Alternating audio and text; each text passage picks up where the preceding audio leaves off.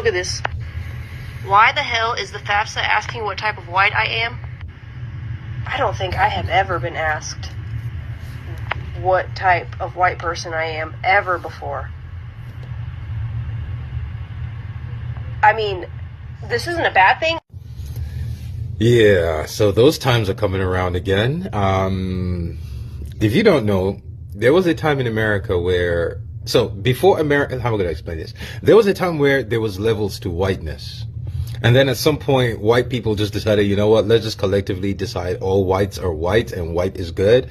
And then everybody else is everything else. It looks like the whites in America are bringing back the levels to whiteness. Understand this. When they bring back that levels to whiteness, see, the Irish are about to find out what time it is. They were not Irish. Yeah, Irish.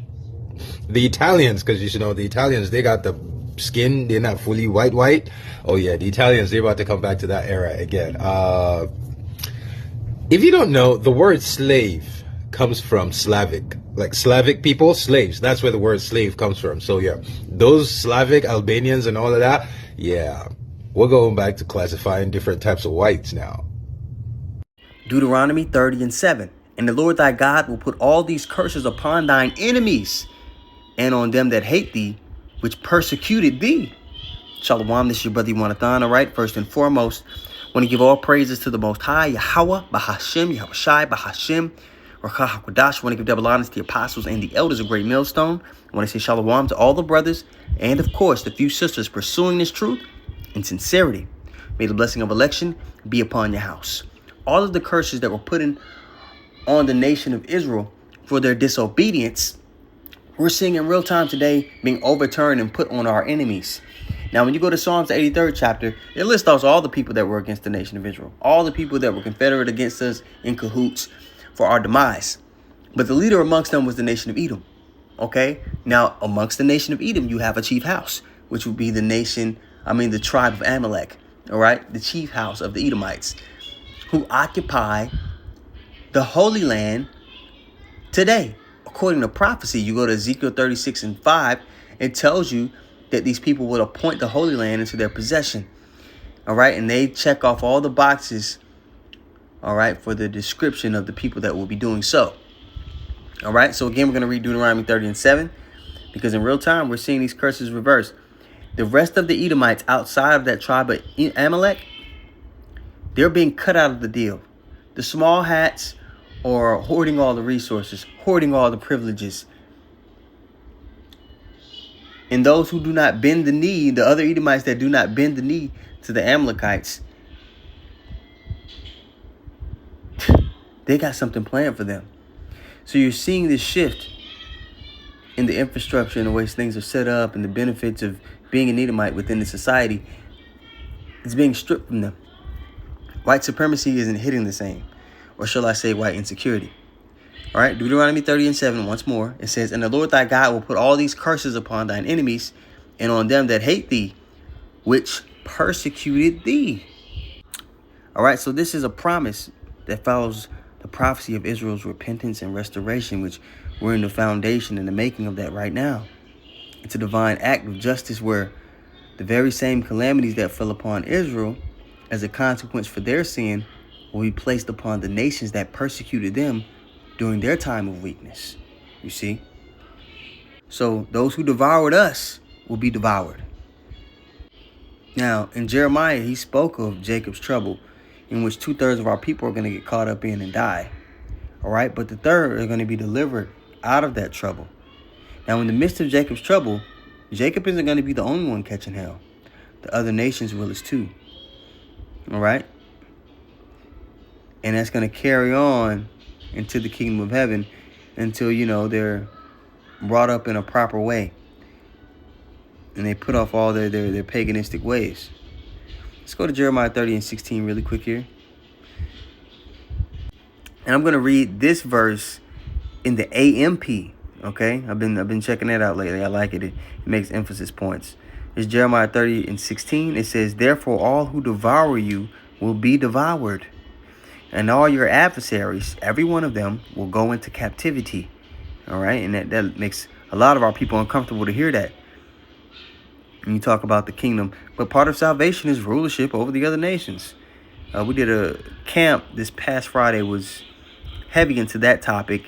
And if you want some more edification on it and what the Lord is going to ordain upon the earth, you should check it out. All right. And it says, and those who plunder, you will become plunder. And all who prey upon you, I will give for a prey. So this is what you call in the world poetic justice.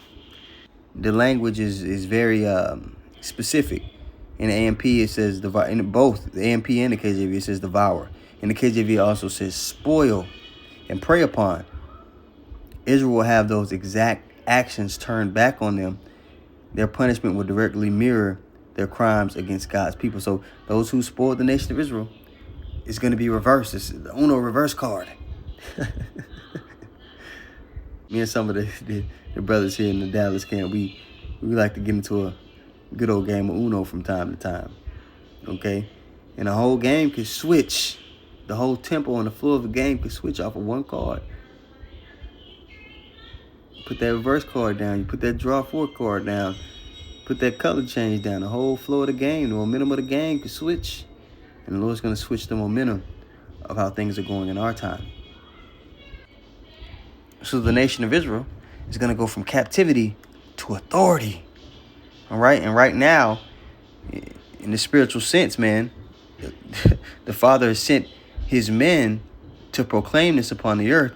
And we speak from a position of authority now.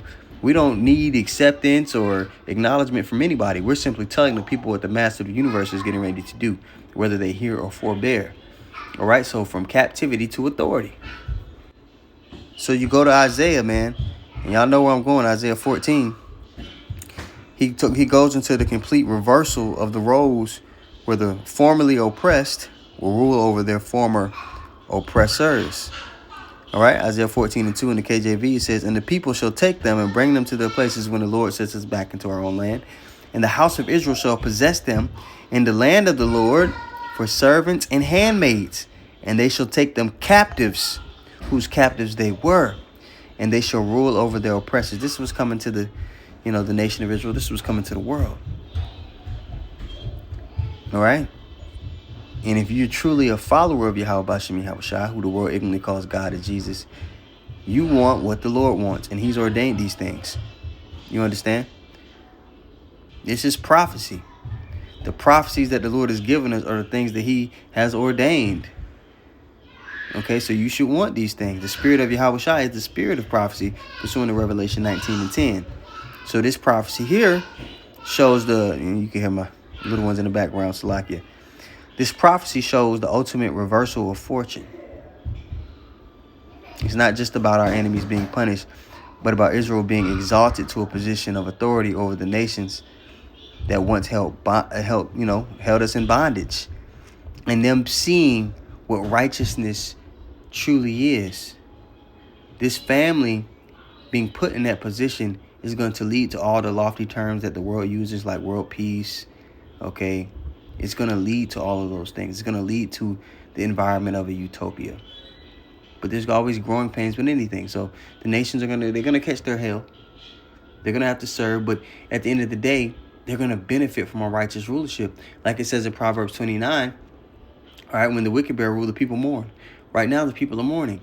But it also says when the righteous bears the rule, the people rejoice. So there's going to be a great rejoicing in the kingdom. For not just primarily the nation of Israel, of course, but it's going to come a point in time where the nations are going to be grateful, man. They're going to be Tawadi Abashim Yahushua, or Tawada to, whatever man the Lord sets up over their region.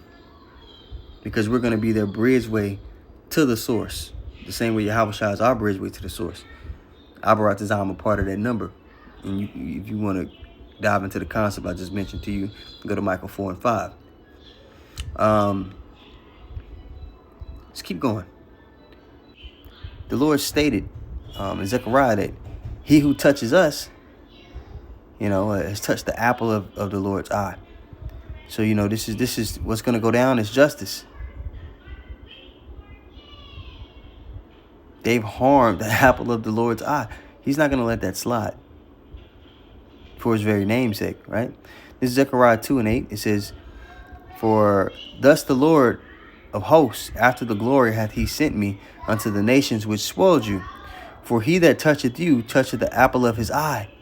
For behold, I will shake mine hand upon them, and they shall be a spoil to their servants. The reversal, there it is again. And ye shall know that the Lord of hosts hath sent me. Boom. Actually, I want to read that in the AMP. I want to know how that reads in the AMP. Like I said, I've been checking that AMP out because of the points of emphasis that it has. Let's see. It says, for thus saith the Lord of hosts, after glory he has sent me against the nations which plundered you. For he who touches you touches the apple of his eye. For behold, I will wave my hand over them, and they will be plunder for their own slaves. Then you will know with absolute confidence, in brackets it says, with absolute confidence, complete faith, that the Lord of hosts hath sent me. Boom. So to touch the apple or pupil of someone's eye is to touch the most sensitive and precious part. Yahweh Shai sees any attack on his repentant people. All right, those who are repentant within Israel. They are not all Israel, which are of Israel, as the scriptures say. But that 1/3 in the elect, he sees an attack on his repentant people as a personal attack on himself. The result is that the plunderers will become plunder for the very people they once enslaved. I also want to go to Joel, the 2nd chapter. I'm going to go to Joel 3 and start here at the top, but I'm going to read it in the AMP. And let's check it out. For behold, in those days and at that time, when I restore the fortunes of Judah and Jerusalem, all 12 tribes, I will gather all the nations and bring them down to the valley of Yahweh Shaphat. And it puts in brackets, the Lord has judged. All right, that's what Yahweh Shaphat means. The Lord doth judge. Okay, the valley of judgment. And I will execute judgment upon them on behalf of my people and my inheritance Israel, whom they have scattered among the nations, and they have divided up my land. So there's a great recompense coming to the nations. Most people don't know what the return of the Lord actually means. All right, but those who are here and learning and walking in sincerity towards our power, you know, justice is about to be restored to the Lord's people. Because any of our people that's looking for justice to come here within this society, you're a fool. It's not coming. It's not going to come.